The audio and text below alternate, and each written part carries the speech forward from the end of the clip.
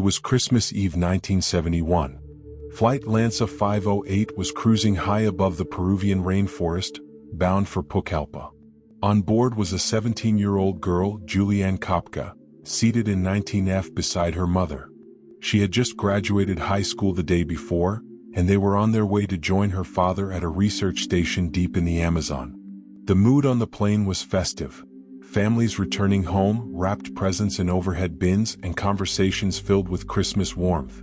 But the weather ahead wasn't in a giving mood. As the aircraft approached a wall of thick, dark clouds, turbulence began to rock the fuselage. The seatbelt sign blinked on. The smiles faded. Moments later, the sky turned violent. Heavy rain pounded the windows. Lightning danced outside. And then, without warning, a brilliant flash lit up the cabin. A bolt of lightning struck the plane's fuselage. Passengers screamed. An explosion tore through the aircraft midair. The fuselage disintegrated at 10,000 meters. Juliane, still strapped to her row of seats, was sucked out of the broken body of the plane. She was falling, spinning, tumbling, into open sky. No parachute. No control. Just the roar of wind and the green blur of the jungle rushing up to meet her. Then, nothing. She woke up the next day on the rainforest floor. It was silent, save for the drip of rain from leaves and the chirping of birds in the trees above. Her body ached in every direction. Her right eye was swollen shut. Her collarbone was broken. She was covered in cuts and bruises. Her glasses were gone, her dress torn, and one of her sandals missing. And around her, the wreckage of the flight was scattered like confetti, bits of metal, insulation, and luggage tangled in roots and branches. Amazingly, unbelievably, she had survived. Juliane cried out for her mother, calling again and again into the trees. "Mom, Mom." But the jungle gave no answer. She didn't know it yet, but she was the only soul still alive from the 92 people aboard. Through the fog of pain and confusion, one thing became clear. No one was coming. She had to move, had to act, had to survive. Juliane wasn't just any teenage girl. She had been raised in the jungle by 2 German scientists. Her parents had taught her to recognize the signs of danger and to respect the rhythm of the forest. Somewhere in the back of her mind, her father's voice echoed, "If you ever get lost in the rainforest, find water and follow it. Water always leads to people." So she looked around and soon found a narrow stream trickling nearby. And she began to walk. 4 hours each day, she limped slowly along its muddy banks. When the foliage became too thick, she waded in the water, even when it reached her waist. She knew about piranhas, but she also knew they preferred stagnant water and rarely attacked humans in moving streams. What she feared more was snakes. Blind without her glasses, she used her one sandal to probe the ground ahead of her, checking every step before placing her foot. The jungle was beautiful, but brutal. The heat was smothering. Every night, the air turned cold and wet. It rained almost every afternoon, drenching her clothes, chilling her to the bone. Her exposed skin became a battlefield of insect bites, mosquitoes, fire ants, and flies. Her wounds, unprotected and untreated, began to swell and fester. Her only food was a small bag of candy that had fallen with her from the plane. She rationed it carefully, 1 piece a day. On the 4th day, she saw vultures circling in the distance. Her stomach twisted in fear. Vultures meant death. She followed their calls and not long after, came across a horrifying sight. A row of airplane seats buried headfirst into the earth. 3 passengers were still strapped in, silent and lifeless. One was a woman. Juliane approached, terrified it might be her mother. She looked at the woman's feet. The toenails were painted bright red. Her mother had never worn polish.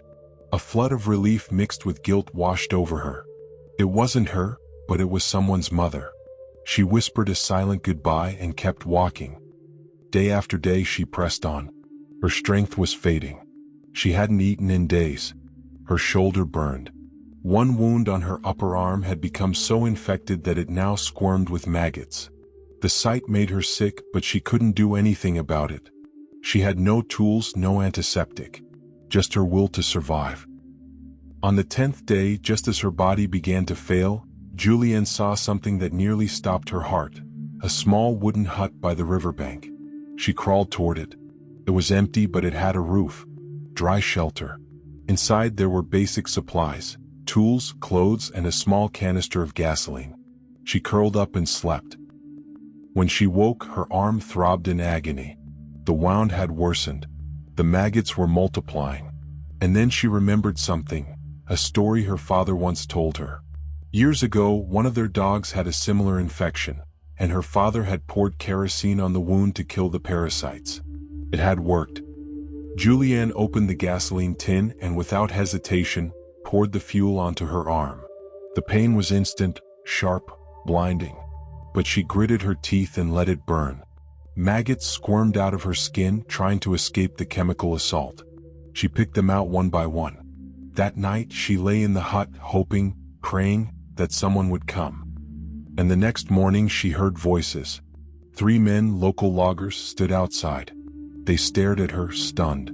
A pale, wounded girl emerging from the jungle after 10 days. They thought they were seeing a ghost. Juliane spoke. "I'm the girl from the plane," she said in Spanish. The men rushed to help her. They gave her food and water. They cleaned her wounds. They carried her to their canoe. And finally they brought her down the river, back to the world. 11 days after falling from the sky, Juliane Koepcke was rescued. She was airlifted to a hospital where doctors treated her injuries and were astonished by her survival. Soon after, she was reunited with her father, who had feared the worst and had spent days searching the jungle for her. She was the only survivor of Flight 508. Her mother had lived through the crash, but died from her injuries before she could be found. Juliane never returned to the crash site, not for decades.